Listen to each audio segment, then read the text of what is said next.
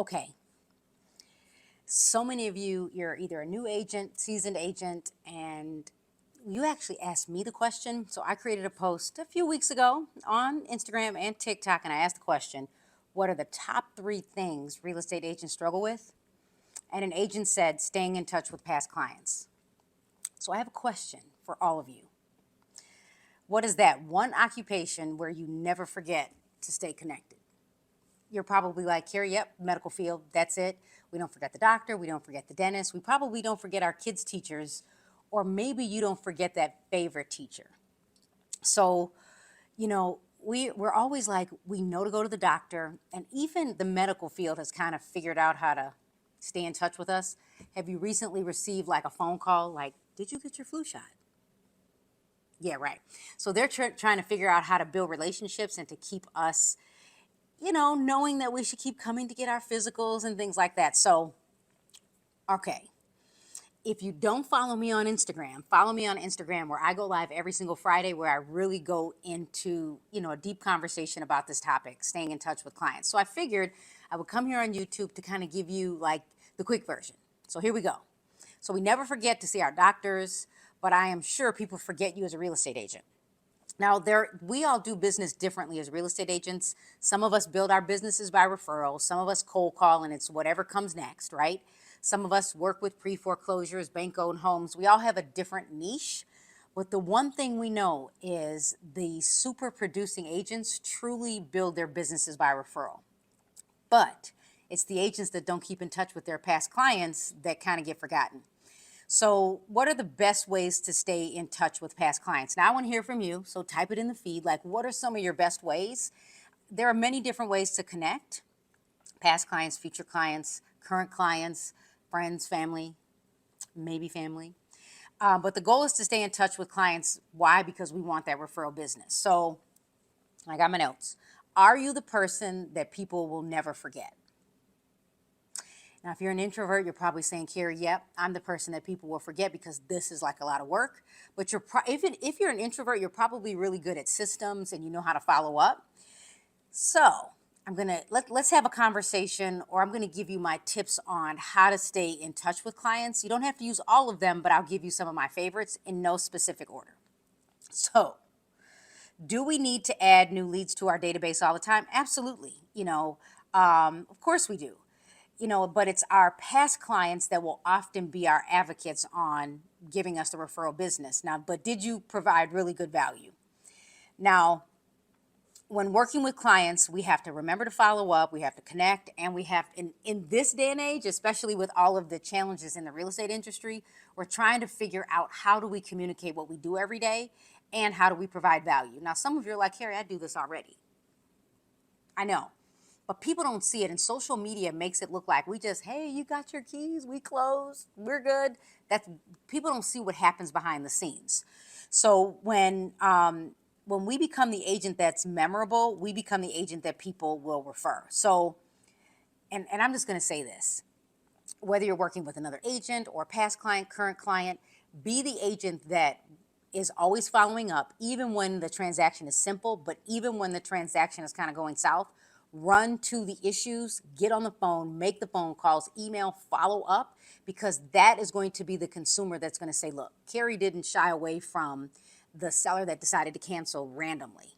She followed up, she got the questions answered, so we knew what was going on in the transaction. Don't just disappear and say, oh, Carrie, just work with the attorney. Yeah, and don't even be that agent. So what can you do to stay in touch with past clients? I want to hear from you, so type them in the feed. In no specific order, here we go. Number 1, keep your mailing list current. And when I say keep your mailing list current, name, email, address, social media accounts, mobile phone number, landline. Do you still have one of those? Number 2, mail to your clients often. Now, I can say, depending on your budget, you can mail every month, you can mail every other month, you can mail every quarter, every 6 months, every year.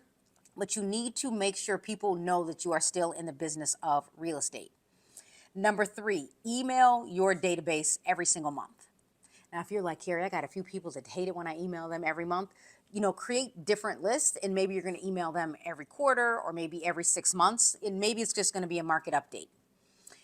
Number 4, host a virtual event. I am going to host a home buyers workshop. It's going to be a wealth building seminar. People like to build wealth now. So I'm going to host a home buyers workshop, but I'm going to ask my past clients to invite their friends and family. Host an in-person event. Painful for me. Now, some people love it. Not something I like to do, but I'm good with a quick, easy meet and greet, a few people. I can have a big event, but it feels like a lot of work. But some people it just comes easy to them. So client parties, client meet and greets, client appreciation events, the barbecue, the annual barbecue. Number 6, let's say you have 100 past clients. Think about what you can do to drop something off at their home, or maybe that you could mail. And if you have 100 clients, divide it up by 12 and then figure out how you can touch that many clients every month. And again, it could just be something you send in the mail, and it could just be better than the market update, or you could just drop something off. I like the reusable Starbucks cups, like popping by to give you a cup of coffee. One of my favorites is, like, you can go to Costco, Sam's Club, and you get the relish, the mustard, and the ketchup around the 4th of July. And you drop that off and say, hey, just in case you didn't run out to get the condiments, I've got you. Number 7, the anniversary card. And I don't mean like the wedding anniversary. I mean, when did they purchase their house? In my MLS, we can track anniversary, so I like to put the home of when I like to put the date of when they purchased their home, or I can put in the closed date. So I can actually sort and search by anniversary date or close date, and then I can follow up via mail, right? Or I can follow up, number 8, with my client relationship management tool, so I can schedule anniversary emails. You might want to update that every year. Number 9, add your clients to an annual advertisement on social media that you can boost. So you can download all of your clients' list of emails, and you can place a Facebook ad around those emails, right? That's like easy. And I'll just give you a number 10, a number bonus. I don't have this written down. Post consistently on social media so people know that you are in the business of real estate. Facebook business page, Instagram, TikTok. If you have a personal page, occasionally, go give an update on what's happening in the industry. And if people have questions, reach out. So one of the best ways to stay in touch with past clients is really to truly build relationships and be that unforgettable agent in a good way. So be the go-to person regardless of the opportunity. Are you the brand? Are you the person that people pick regardless of the opportunity? Are they going to call you no matter what to refer you to their friends and family?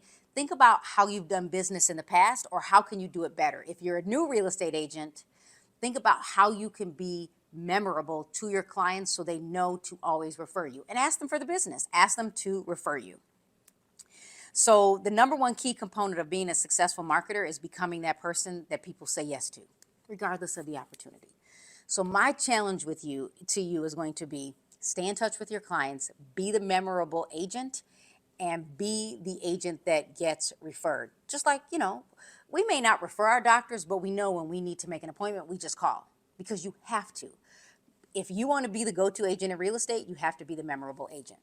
So I just want to tell you, thanks for watching. I'm Carrie Little with Caremark Realty Group here in Illinois and in Florida.